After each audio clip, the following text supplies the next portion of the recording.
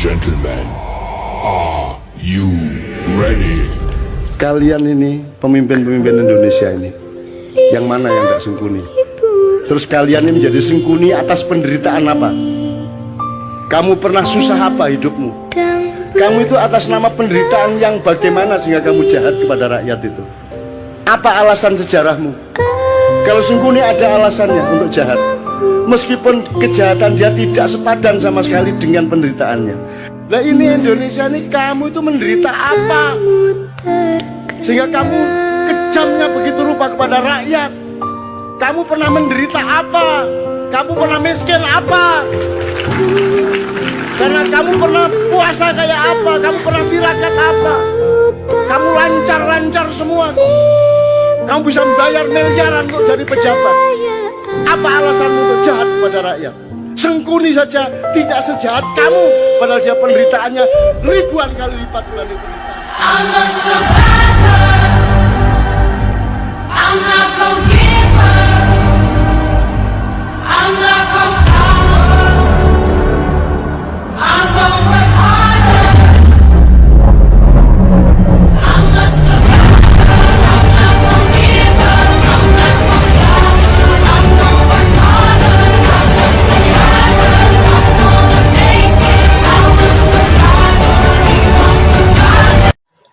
Penderitaan berasal dari derita. Derita berasal dari kata dra, bahasa singkatannya yang artinya menahan atau menanggung. Erita artinya menanggung atau merasakan sesuatu yang tidak menyenangkan, atau penderitaan itu dapat lahir atau batin atau lahir batin. Penderitaan sebuah fenomena universal. Penderitaan sebuah fenomena universal artinya penderitaan tidak mengenai ruang dan waktu. Penderitaan hanya dialami oleh manusia. Zaman sekarang yang kebutuhan dan tuntunan hidup sangat kompleks yang akan menimbulkan penderitaan bagi yang tidak memenuhinya. Penderitaan tidak mengenal penderitaan manusia atau perbedaan manusia. Penderitaan bias pula dialami oleh rasul atau nabi.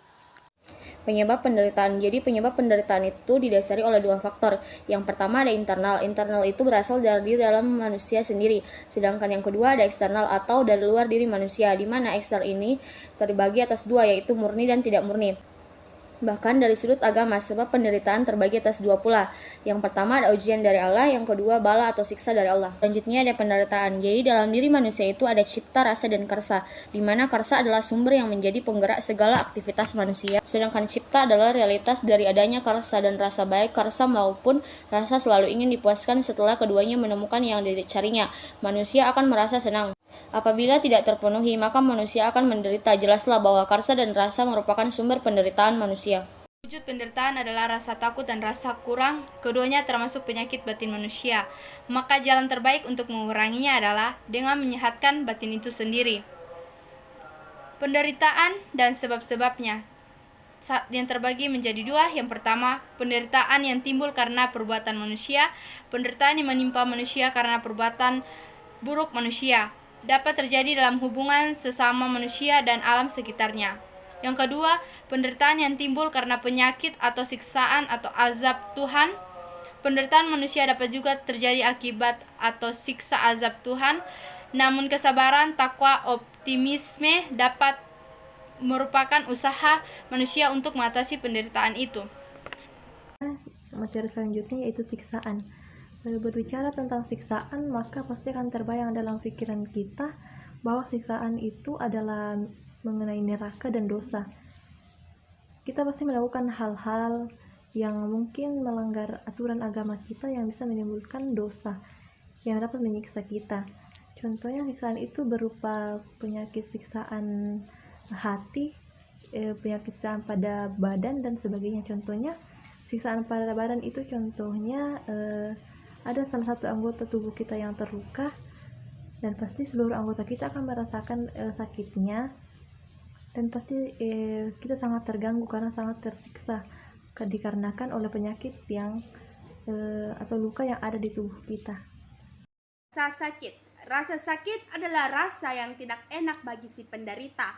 Rasa sakit akibat menderita penyakit. Rasa sakit atau penyakit tidak dapat dipisahkan dari kehidupan sehari-hari. Menderita sakit tidak juga dapat direncanakan. Penderitaan rasa sakit dan siksaan merupakan rangkaian peristiwa yang satu dengan yang lainnya dan tidak dapat dipisahkan. Rasa sakit menimbulkan hikmah yang banyak, diantaranya itu mendekatkan diri kepada Tuhan, membuat orang menjadi dermawan, dan sebagainya. Neraka. Berbicara neraka, maka kita ingat kepada dosa antara neraka, siksaan, rasa takut, rasa sakit, dan penderitaan terhadap hubungan, sebab akibat dan dapat dipisahkan.